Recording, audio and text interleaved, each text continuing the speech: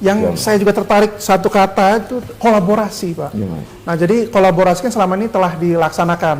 Nah, kedepannya ini kolaborasinya akan seperti apa dengan baik pemerintah pusat, pemerintah daerah, tadi dikatakan di wilayah Tangerang juga ada kolaborasi dengan pemerintah daerah. Nah, sampai saat ini berjalan dengan baik, efektif, lalu kedepannya akan seperti apa?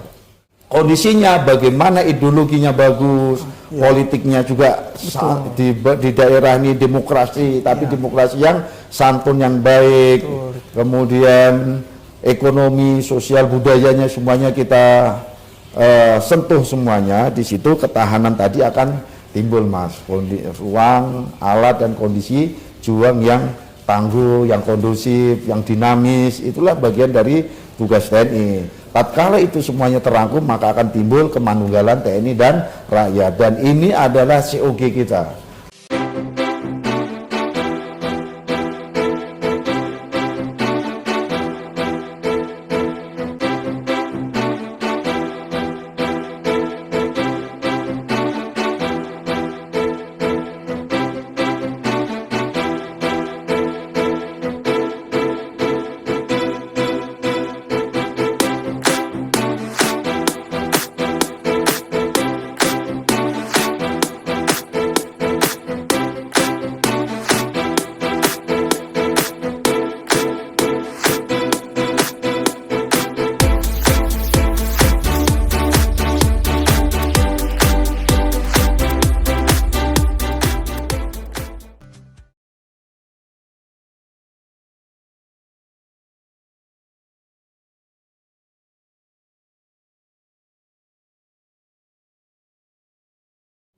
Baik teman-teman sekalian, pada hari ini saya mendapat kesempatan khusus untuk dapat berbincang, berdialog, lebih juga ke ngobrol bersama Brigadir Jenderal TNI Faisal Rizal selaku Komandan Korem 052 Wijaya Krama. Selamat siang Pak Rizal. Selamat siang, Mas. Ya. Selamat datang di Korem 052 Wijaya Krama yang berada di Karawaci, Tangerang. Terima kasih atas sambutan yang baik, dan apa kabar hari ini Pak?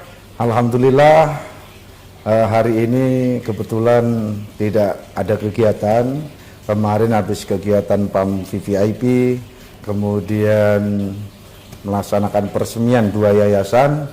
Alhamdulillah hari ini kita tidak ada kegiatan sehingga bisa janjian untuk ketemuan dengan Mas Marizio. Mudah-mudahan ini kesempatan kita untuk ngobrol, saling berbincang, saling mengenal antara satu dengan yang lainnya.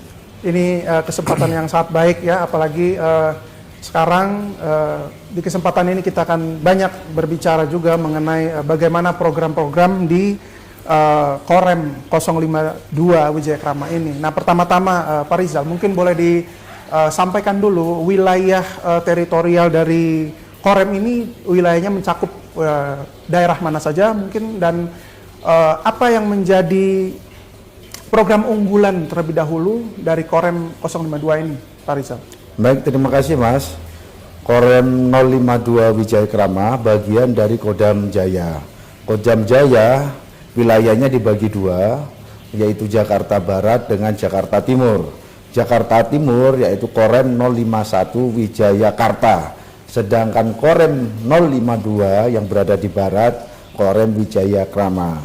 Adapun wilayah Korem Wijaya Krama yaitu meliputi Kodim Jakarta Utara, Kodim Jakarta Barat, kemudian Kodim Tangerang, Kota Tangerang, dan Kodim Kabupaten Tangerang. Sedangkan Kodim Tangerang, Kota Tangerang Selatan, insya Allah pada bulan Juli ini akan dibangunkan oleh pemerintah daerah, sehingga yang semula 4 kodim insya Allah nantinya akan menjadi 5 kodim karena kepolisian sudah mengembangkan duluan.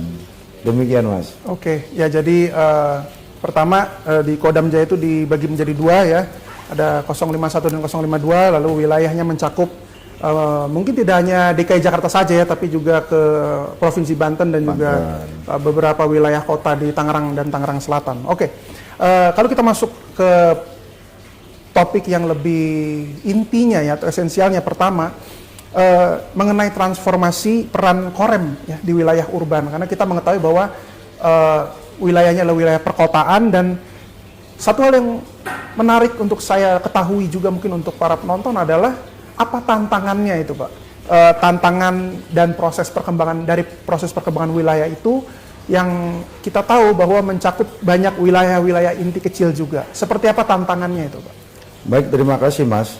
Kebetulan Kodam Jaya ini memiliki 2 korem yang sampaikan tadi. Wilayah kami itu ada di wilayah DKI, tapi juga ada berada di wilayah Tangerang, Provinsi Tangerang.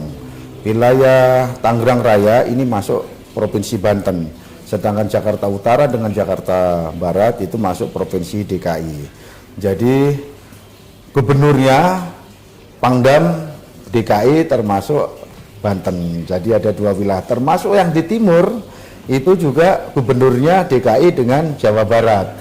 Karena wilayah timur itu ada Depok, kemudian Bekasi juga masuk wilayah Jakarta, Mas. Nah, tantangannya tentunya di Jakarta ini berapa kali kami tugas mulai dari Sumatera, kemudian di wilayah timur Maluku, Papua, kemudian di Sulawesi, kemudian ke Kalimantan, dan saat ini dipercaya saya di Jakarta.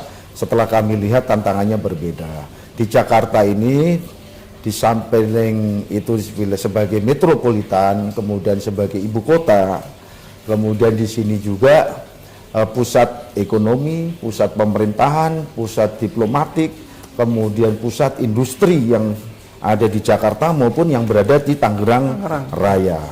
Jadi sangat kompleks masalah wilayah yang berada di Jakarta. Betul, dari Bapak Presiden dengan kompleksitas yang dihadapi tantangan di metro, di daerah metro, daerah urban ini, sehingga Pangdam Jaya dinaikkan pangkat menjadi bintang 3. Karena apa? Berbeda tantangannya, dan kami merasakan di Jakarta memang luar biasa tantangannya. Kesibukannya juga luar biasa, kemudian tanggung jawabnya sangat besar. Karena apa? Yang tadi itu, kita di sini ada presiden, wakil presiden, itu bagian dari pengamanan kita, karena simbol negara ada di Jakarta. Kemudian diplomatik juga ada di Jakarta. Kemudian pusat ekonomi juga ada di Jakarta. Dan pusat industri ada di Jakarta, ada sebagian di Bekasi, dan ada di Tangerang Raya. Dan ini adalah sangat luar biasa. Menghadapi tantangan itu, maka Pangdam melaksanakan program-program unggulan, dan program-program unggulan ini kita tindak lanjuti di tingkat korem sesuaikan dengan tipologi wilayah yang kita hadapi. Untuk program unggulan yang pertama, kami melihat Jakarta ini karena metropolitan, kemudian urban, masalah sampah yang luar biasa, sehingga salah satu program unggulan, 5 program unggulan korem yaitu mengenai masalah sampah, yaitu kita canangkan masalah Satgas Sampah ini terbentuk pada tanggal 15 Desember 2025. Pada saat situ ada Hari Juang Kartika, Hari Juang Kartika Angkatan Darat. Nah, itu juga kita laksanakan pencanangan Satgas Sampah, karena ada kegiatan kita di situ bakti sosial melaksanakan bersih-bersih sampah baik di pantai, di sungai, dan di masyarakat. Dan di situ terus kita berkelanjutan sampai saat ini. Alhamdulillah Satgas Sampah masih terus berjalan, dan kita juga telah membangun insenerator tingkat rumah tangga, biar di tingkat rumah tangga itu sampah sudah terurai, tidak semua harus ke TPS. Dan alhamdulillah sudah hampir 200 insenerator yang kita bangun di masing-masing koramil, itu ada yang sampai 20, kemudian ada yang sampai 30, terus membangun untuk mengatasi persampahan yang berada di metropolitan.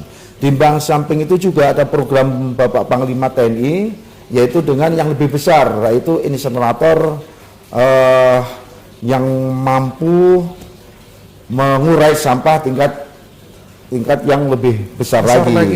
Nah, di Jakarta, di wilayah kami di Tangerang itu sudah dibangun di pasar Kamis. Di pasar Kamis itu ada 2 insenerator Mota, itu dari Bapak Panglima TNI, sehingga nanti kalau itu beroperasi akan sangat membantu untuk menguraikan masalah sampah khususnya yang berada di Tangerang yang kemarin sempat ramai. Kemudian Mota ini juga sebagai awal kita berikan percontohan, nanti harapannya pemerintah daerah bisa mencontoh insenerator muta yang kapasitasnya bisa mengurai sampah-sampah di tingkat TPS, sehingga semuanya sampah tidak harus ke TPA, tempat pembuangan akhir, dan ini akan menjadi persoalan. Jadi mulai dari tingkat rumah tangga sudah kita ada insenerator yang tingkat rumah tangga, yang Korem sudah melaksanakan kegiatan ini, TPS sudah Mabes TNI sudah membangun TPS di masing-masing kabupaten, itu minimal nanti di tiap-tiap kecamatan akan dibangun insenerator muta. Kemudian yang berikutnya, setelah permasalahan sampah, kami lihat juga di Jakarta ini timbul ketimpangan antara kaya dengan yang miskin, ya kan, yang di pesisir, yang pinggiran, yang di pesisir, kumuh-kumuh, sehingga kita melihat kita perlu ada program RTLH dan gentengisasi. Dan RTLH gentengisasi ini juga mendukung program dari Bapak Presiden. Karena bagian dari tugas TNI, khususnya Komando Kewilayahan, membantu sesuai Undang-Undang TNI Nomor 7 OMSB di satu membantu pemerintah di daerah. Nah, kita membantu pemerintah untuk kesejahteraan masyarakat, diantaranya kita telah membangun perumahan RTLH, kurang lebih saat ini sudah 80 RTLH gentengisasi yang kita bangun, baik itu berada di Jakarta Utara, Jakarta Barat, kemudian di wilayah Tangerang Raya sendiri, Mas. Itu kemudian yang berikutnya, di samping pembangunan rumah juga kita pendekatan sosial ke masyarakat, kita ada pembangunan yayasan anak yatim, yang kemarin baru kita resmikan, ada 2 yayasan anak yatim, yaitu Yayasan Anak Yatim Darussalam As-Salamah yang berada di Legok, kemudian satu lagi Yayasan Al-Jannah berada di Tangerang Selatan. Kemudian kita juga melaksanakan rehab rumah-rumah ibadah, ada kurang lebih sudah ada 5 rumah ibadah yang kita laksanakan rehab. Kemudian program unggulan yang ketiga, tentunya di wilayah Jakarta ini juga banyak permasalahan sosial, terutama masalah kriminal, sehingga kita juga membentuk Satgas Begal Kriminal, ya Mas.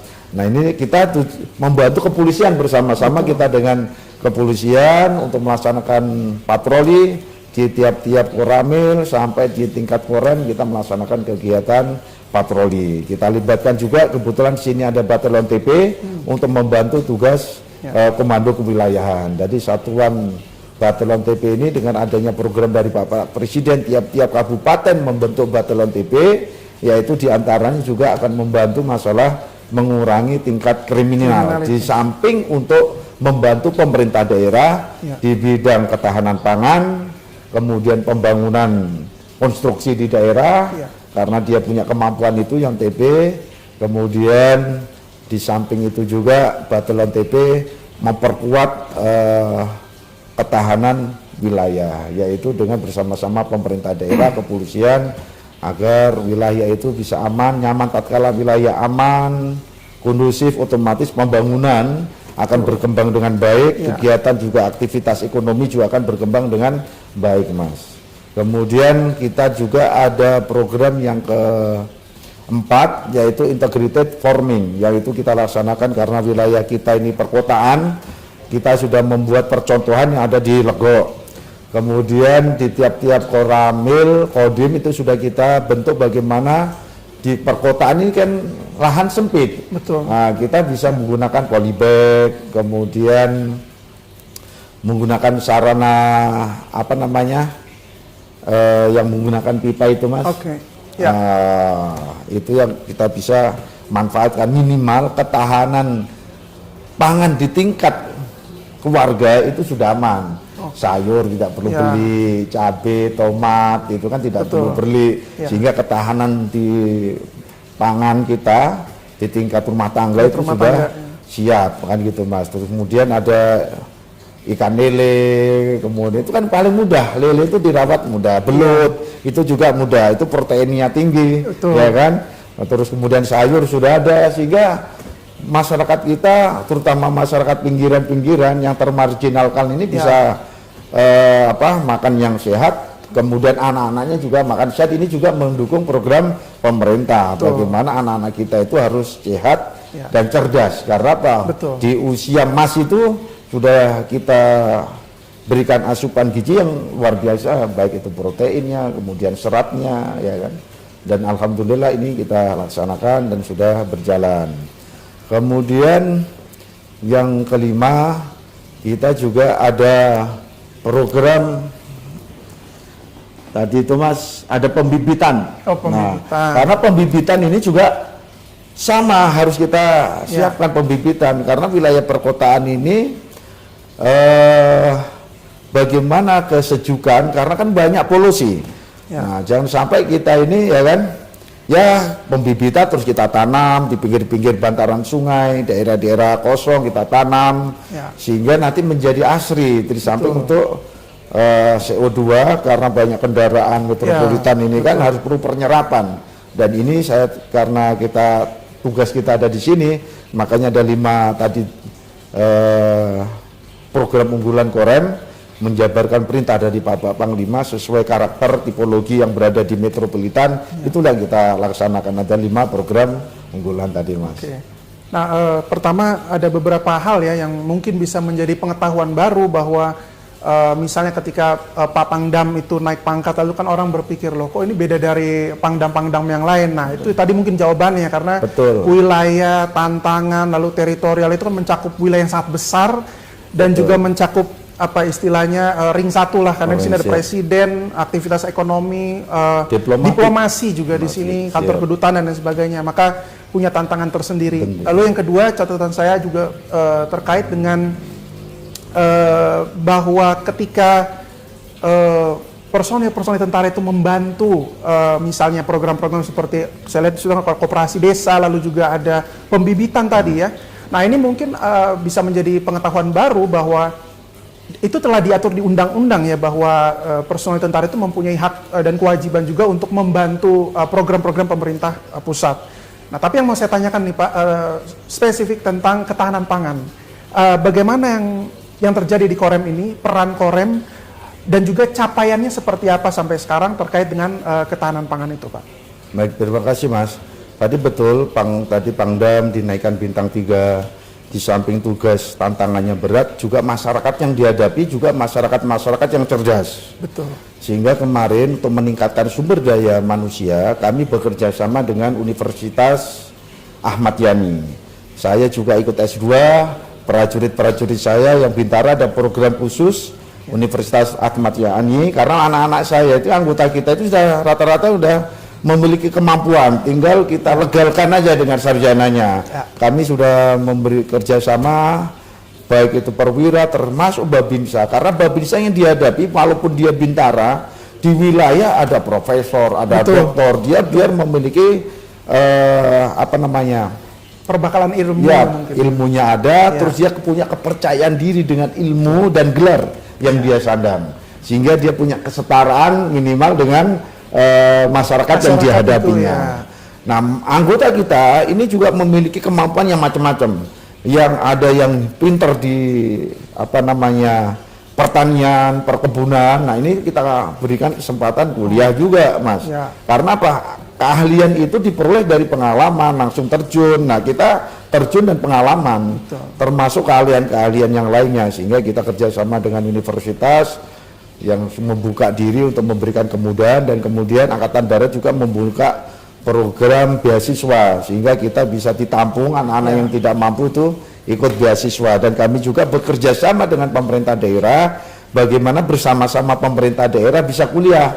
Nah, pemerintah daerah punya PNS-nya yang bisa ditingkatkan, kita juga punya Babinsa, punya Danramil, nanti itu sama-sama pemerintah daerah untuk bersekolah, baik itu untuk sementara di Ahmad Yani yang sudah membuka peluangin di Unjani, Mas.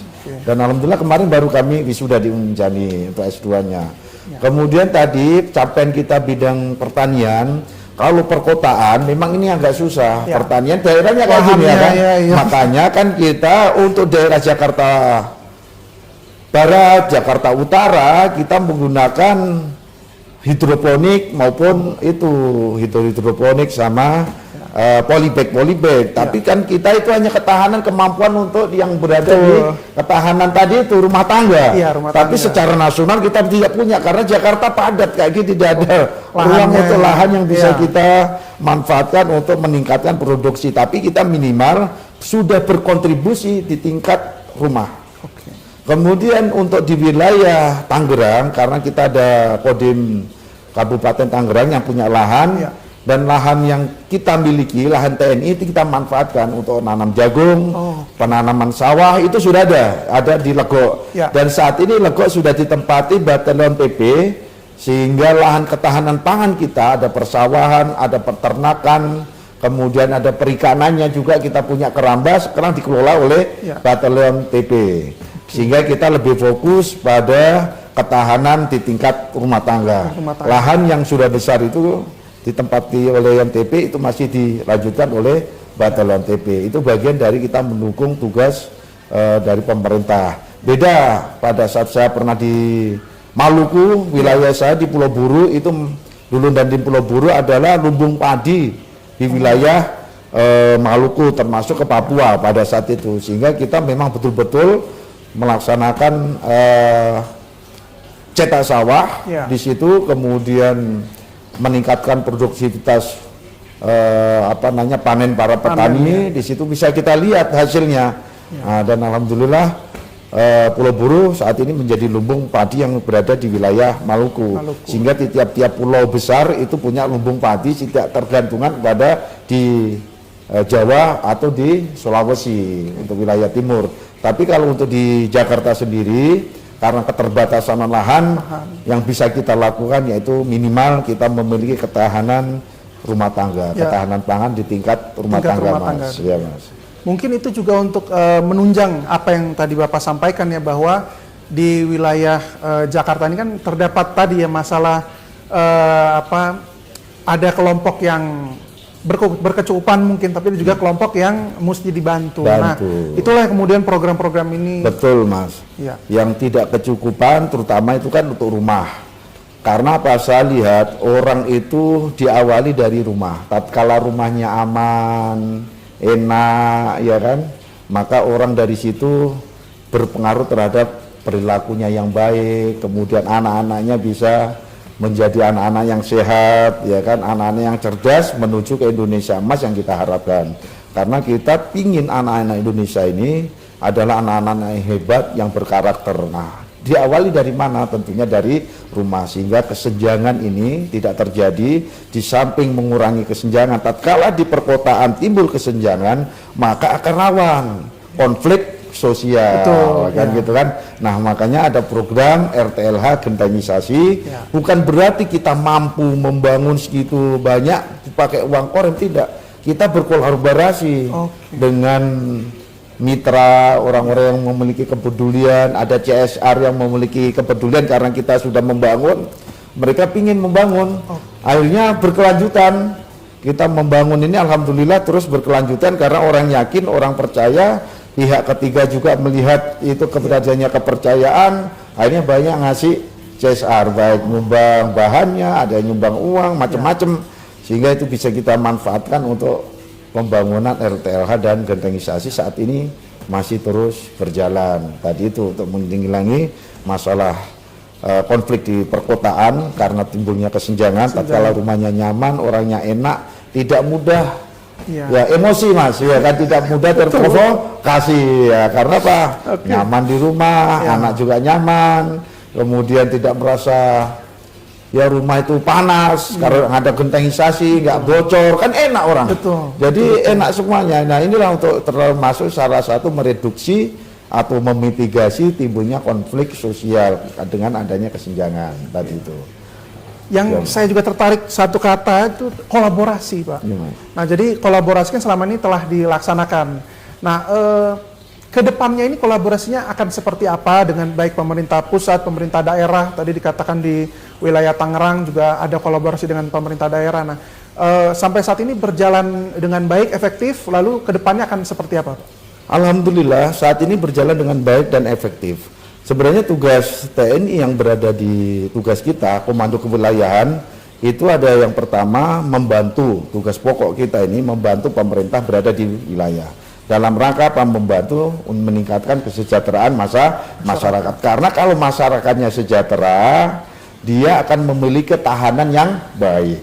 Kalau rakyatnya sejahtera, berarti income pemasukan pemerintah juga akan besar. Karena rakyat sejahtera, bayar pajak. Dari pajak bisa menghidupi TNI, menggaji TNI, dan memperbaiki peralatan TNI, sehingga TNI juga memiliki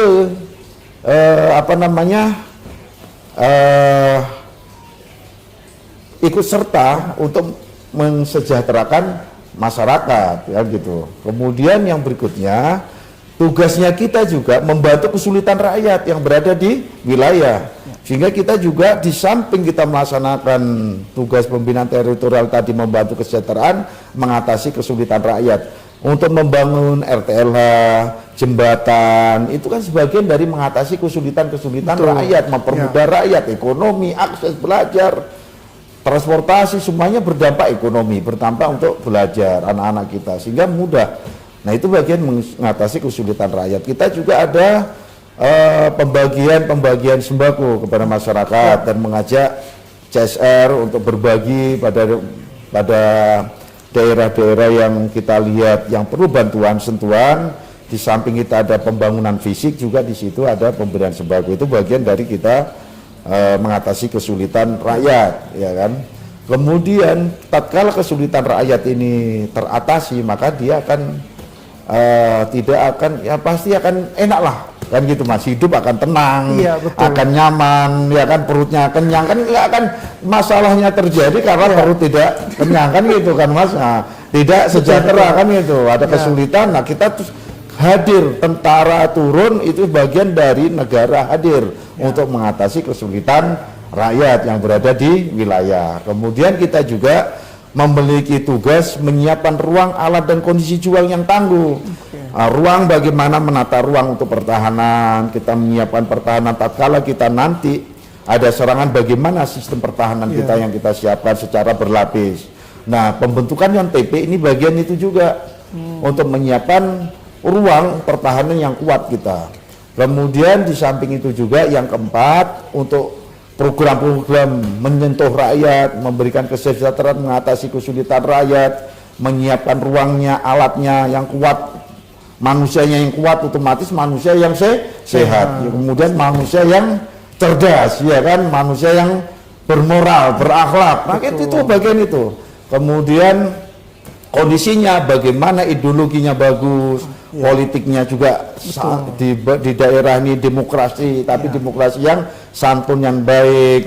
Kemudian ekonomi, sosial, budayanya semuanya kita sentuh semuanya. Di situ ketahanan tadi akan timbul Mas, ruang, alat, dan kondisi juang yang tangguh, yang kondusif, yang dinamis. Itulah bagian dari tugas TNI. Tatkala itu semuanya terangkum, maka akan timbul kemanunggalan TNI dan rakyat, dan ini adalah COG kita. Tatkala rakyat dengan TNI itu menunggal, maka susah untuk kita diadu domba, dipecah belah, dan dimasuki, diserang oleh kekuatan manapun. Boleh dia masuk, tapi mereka akan jadi kuburannya dia di Indonesia ini, karena kemanunggalan TNI dan rakyat. Jadi strategi untuk ikut serta membantu pemerintah di bidang kesejahteraan, membantu kesulitan rakyat, menyiapkan ruang, alat, dan kondisi juang yang tangguh adalah bagian strategi TNI, karena di situ akan timbul kemanunggalan TNI dan rakyat. Tatkala manunggal TNI dan rakyat, maka negara ini akan kuat. Setiap masalah dapat kita atasi secara bersama-sama dengan kemanunggalan TNI dan rakyat. Gitu, Mas. Ya itu saya ya karena kan kita lihat ya Pak ya, bahwa masih banyak masyarakat yang berpikir itu hanya tentara kan tugasnya perang doang gitu ya. Padahal tidak ada berpartisipasi dan mendukung dalam proses mensejahterakan masyarakat itu. Oke, terakhir Pak, kalau saya lihat kan ada 5 program unggulan, 5 program utama. Menurut Bapak ke depannya ya, dari hari ini sampai bulan depan, tahun depan, mana yang kira-kira program yang harus lebih mendapat perhatian lagi, dan atau apa yang selama ini sudah satu program yang sudah menjadi capaian unggulan itu Pak? Terima kasih Mas. Program kita ini semuanya berjalan simultan, paralel, bersama-sama, karena dihadapkan tipologi ini. Mulai dari pembibitan kita saat ini terus pembibitan, terus kita juga melakukan penanaman. Setiap ada kegiatan-kegiatan pasti di situ penyerahan bingkisan ke masyarakat, orang-orang yang tidak mampu, kemudian ada penanaman pohon sekaligus di situ kita sama-sama. Jadi tidak ada kegiatan yang berdiri sendiri satu persatu tapi berangkaian. Sama-sama. Contoh kita peresmian rumah. Peresmian kita serahkan ke masyarakat, di situ ada pemberian sembako, ada program kesehatan, ada program akte kelahiran bagi masyarakat, kemudian ada kegiatan-kegiatan yang lainnya, sehingga kegiatan ini tidak berhenti bermain di situ, tapi saling menguatkan program ini. Jembatan juga sama, setiap ada kegiatan jembatan kita ada pembagian sembako, ada penanaman pohon di samping jembatan, kemudian ada ikan, ya kan, kita pelepasan ikan di sungai, kan gitu kan, sehingga ikan itu nanti kan bermanfaat, masyarakat mancing dapat proteinnya. Jadi tidak jembatan sendiri aja enggak, tapi kita ada program-program unggulan ini yang mengikuti setiap program-program unggulan yang lainnya. Berkaitan. Contoh kita sama Kementerian Kehutanan, nanam pohon. Dalam penanaman pohon itu pembibitan kita ikut, penanaman pohon juga ada lagi kegiatan pemberian bingkisan ke masyarakat, ya kan. Kemudian ada edukasi kepada masyarakat, ketahanan pangannya masuk, ya kan. Nah, semuanya ini simultan kita melaksanakan kegiatan ini bukan menjadi prioritas ini enggak, semuanya sama-sama menjadi prioritas dan sama-sama kita laksanakan secara bersamaan dan saling mendukung antara program satu dengan program yang lainnya, saling menguatkan, saling mendukung antara program satu dengan program lainnya. Sudah menjadi protap di tempat kami, para dandim sudah paham ya tuh. Kalau kita ada acara pasti ada ininya, harus ada protapnya, ada kita siapkan sembako, susu, ya kan, coklat untuk anak-anak sekolah, kan gitu kan Mas. Ada pemberian tempat belajar, sarana olahraga. Nah, kemudian ada penanaman pohon, kemudian ada pemberian kesehatan gratis, pengobatan gratis. Nah, itu saling berkaitan, jadi berkaitan. Jadi kita kemanunggalan TNI dan rakyat semakin kelihatan kan gitu Mas, ya kan? Betul. Nah, itu jadi kita tidak hanya slogan, tapi kita langsung implementasinya di lapangan yang betul-betul kita harus kerjakan itu, Mas. Baik, jadi program-program ini kan ada banyak, tapi saling berkaitan dan berjalan simultan dan juga akan berkelanjutan lah, sustain pastinya ya. Oke. Terakhir Pak, apa tadi ada yang sampaikan bagaimana kolaborasi kita dengan pemerintah daerah, termasuk dengan CSR atau mitra pihak ketiga. TNI itu sebagai stimulus.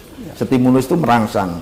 Pertama kali kami menjabat sebagai komandan Korem, tentunya pemerintah daerah, pihak ketiga, ya kan, orang-orang yang punya duit, CSR perusahaan tidak langsung memberikan dukungan.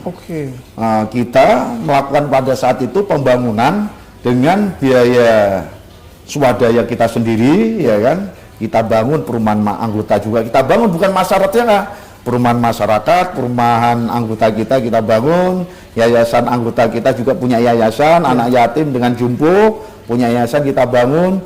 Akhirnya dari situ orang tahu apa yang kita lakukan. Kemudian kita ada bencana alam, kita turun, kita memberikan bantuan. Akhirnya banyak yang tahu, Pak, saya ikut berkontribusi, bantu beras, bantu supermi. Nah, sehingga kita punya stok bantuan-bantuan. Tatkala ada setiap kegiatan program, kita bisa itu tadi berkolaborasi, ya kan. Dari pemerintah daerah akan melihat, makanya TNI sebagai stimulus merangsang sehingga orang lain itu ikut serta. TNI bergerak, yang nggak punya duit berani dia, ya kan, sudah beraksi, saya nggak enak nih yang saya punya duit, ya kan, akhirnya ikut berkontribusi, Mas, ya kan. Pemerintah daerah juga berikut berkontribusi sehingga program pemerintah daerah, contoh di Kabupaten Tangerang itu setiap tahun ada 1.000 rumah yang RTLH dan genangisasi. Nah, dia melihat, ya kan. Nah, kemudian ada lagi pembangunan pantai-pantai asuhan. Nah, setelah kita melakukan, kan malu Pemda, bupatinya malu, ya kan, nah, dengan kita. Nah, itulah kita, ya kan, kita ajak, kita sama-sama, ya kan, ikut meresmikan, kita ajak. Akhirnya mereka mengerti ya kan, para pengusaha kita aja akhirnya mereka mengerti apa yang kita lakukan, ya kan, betul-betul kita lakukan untuk rakyat. Akhirnya apa, banyak yang memberikan bantuan, sehingga apa, makanya sampai saat ini program RTLH terus berlanjut, program sosial juga untuk panti-panti asuhan juga kita terus berlanjut, ya kan. Jadi tidak ada kegiatan yang stuck atau berhenti, tapi semuanya berkelanjutan. Tatkala orang melihat, ya kan, pasti akan ikut andil. Karena saya lihat ini bangsa kita ini rasa empatinya itu sangat tinggi. Kalau melihat sesuatu hal, mereka akan ikut. Tapi mereka pingin orang yang bisa dipercaya, satuan yang bisa dipercaya untuk melaksanakan ini. Nah, kita inilah stimulator, kemudian kita kan dinamisator. Membuat bagaimana wilayah semua orang itu berdinamisator. Bidang ketahanan pangan kita ngasih contoh dulu, sehingga yang lainnya bisa ikut, masyarakat juga ikut serta, sehingga dia mampu untuk ketahanan di tingkat rumah-rumah, ya kan. Ketahanan rumah itu sudah mampu, rumahnya baik, ya kan. Kemudian ketahanan pangannya juga baik. Karena apa, dia tidak perlu lagi, kan tidak harus beli sekarang kan. Karena sudah mampu mencukupi untuk kebutuhan hariannya. Inilah untuk menekan inflasi pemerintah, sehingga pembangunan kita kan bagus, ekonomi rakyat ini juga bagus. Tatkala inflasinya ditekan, pendapatan naik, otomatis income-nya kan lebih bagus, juga banyak kan gitu, Mas. Itu kan stabilisator, dinamisator, ya kan, stimulator tadi itu kan. Jadi awalnya berstimulasi, lalu awalnya masih swadaya sendiri dulu, tapi kemudian mungkin mereka melihat ya apa yang sudah dikerjakan, apa yang gambarannya seperti apa kira-kira, lalu ikutlah berpartisipasi. Betul, Mas. Termasuk pemerintah daerah juga begitu. Oh iya juga, akhirnya kan juga memberikan bantuan ke kita, ya kan, Pak, saya bantu, ya kan. Ya Pak, ini Pak, bantuan dari Bapak kita realisasikan, kan gitu. Oh, dia percaya apa yang diberikan ternyata menyentuh rakyatnya juga dan lebih murah. Karena RTLH pembangunan itu dibandingkan dari RAP mereka itu hampir separuhnya, Mas. Hampir separuh. Separuh, ya kan? Ya alhamdulillah kita contoh hampir separuh tenaga kerjanya kan. Kos ke tenaga kerja aja sudah kelihatan yang paling banyak, ya kan? Kita pakai tenaga ahli, kita anak-anak kita sudah bisa. Jadi kosnya lebih murah. Kemudian bahan-bahan pasir barang kadang-kadang gampang anak-anak ini nyari untuk udah murah. Sehingga apa? Uangnya, contohnya satu biasanya dapat satu, ini satu dapat dua, dapat tiga. Kita bekerjakan sehingga banyak yang menerima manfaatnya dari diberikan. Itulah stimulus tadi tuh, ya kan. Nah, iya kan, akhirnya orang banyak senang. Berarti kalau kerjasama dengan TNI bisa dapat banyak orang yang memperoleh manfaatnya, karena kita tidak pernah mengambil untung. Ya kan. Ya, kita dengan melaksanakan itu sudah menjadi kebahagiaan kita, Mas. Kita direalisasikan juga kan. Jadi mereka tahu, ya betul. Nah, gitu, Mas. Terakhir, Pak, apa yang menjadi harapan ke depannya ini untuk baik juga sinergitas antara TNI dan masyarakat? Mungkin ada harapan pribadi Bapak ini ke depannya seperti apa? Semakin kokoh sinergitas TNI, kemanunggalan TNI dengan masyarakat semakin kokoh, Mas. Alhamdulillah, dan saat ini sudah semakin baik, sehingga TNI sampai saat ini yang tertinggi, institusi yang dipercaya oleh masyarakat yang tertinggi, kepercayaannya masyarakatnya. Ini bagian dari kinerja TNI, satuan kewilayahan. Kan makanya tadi kok TNI ini kan pertahanan. Kadang orang tidak pernah melihat kalau kita TNI bekerja tidak kelihatan, Mas. Karena apa? Kalau kejaksaan nangkep orang, hukum, ya kan, semuanya tahu. Tapi kita tadi menciptakan situasi wilayah yang stabil, kita kan stabilator, dinamisator, stabilator, dan tadi itu stimulator bidang pembangunan, stabilator wilayah, aman orang, tidak terjadi perampokan. Kita patroli tiap malam, orang nggak tahu. Kemudian intel kita kerja ke sana ke sini, bintet, ngobrol, aman, tidak terjadi persoalan. Ya kan, kita bantu masyarakat hingga tidak ada konflik sosial. Kan nggak kelihatan, orang nggak kelihatan kerja TNI. Tapi orang yang paham bahwa tugas kita sangat berat sebenarnya, ya kan? Betul sekali. Nah, tugas kita berat, bagaimana aman wilayah ini, tidak ada persoalan. Itulah kebersihan TNI. Saya sering ngomong kepada anggota, TNI ini insya Allah masuk surga, ya kan? Nah, kalau kita bekerja dengan ikhlas, ya kan, kamu masuk surga. Kenapa? anak-anak bisa sekolah, itu berkat wilayah aman, itu bagian dari tugas kita. Dan orang bisa bekerja aman, itu juga kita mendorong masyarakat kita bisa bekerja, ya kan Mas? Nah, orang bisa beribadah karena aman. Coba kalau nggak aman, Nggak bisa, Mas. nggak bisa. Tapi orang nggak akan pernah melihat TNI ini pekerjaannya nggak lihat karena kita nggak dapat profit, langsung dapat uang, ya kan? Ya, Nah, betul, ya kan? betul. Kan yang lainnya dapat ini pakai duit. Kita kan nggak, seolah-olah TNI membayar TNI mengeluarkan uang. Padahal untuk menciptakan keamanan itu lebih mahal. Coba kalau nggak aman, nggak bisa, ekonomi nggak jalan, pendidikan nggak jalan, masyarakat nggak bekerja, masyarakat nggak bisa ibadah dengan nyaman, tidur nggak nyenyak. Bagaimana? Tatkala mereka tidur, masyarakat tidur, kita patroli. Kita ada Satgas Begal, Ya. kita ada Komsos dengan masyarakat, biar tidak terjadi permusuhan, tidak terjadi konflik. Kita selalu memediasi, tapi kan nggak kelihatan tugas kita ini, ya kan? Di balik layar. Ya kan, rata-rata kita bertugas, tapi tidak pernah kelihatan, diukurnya tidak kelihatan, nah gitu kan? Nah, mungkin itu yang bisa kita sampaikan. Semoga kita semakin kokoh kemanunggalan TNI dan rakyat, Mas, kedepannya berkolaborasi, bersinergi untuk rakyat. Karena apa? Untuk memajukan bangsa ini tidak bisa dipikul satu institusi saja. Kita yakin semuanya ikut berkontribusi untuk memajukan negara ini.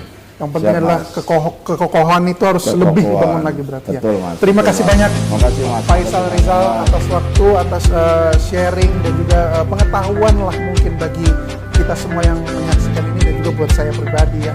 Terima kasih banyak, Pak Mas, terima Faisal. kasih, Mas. Terima kasih.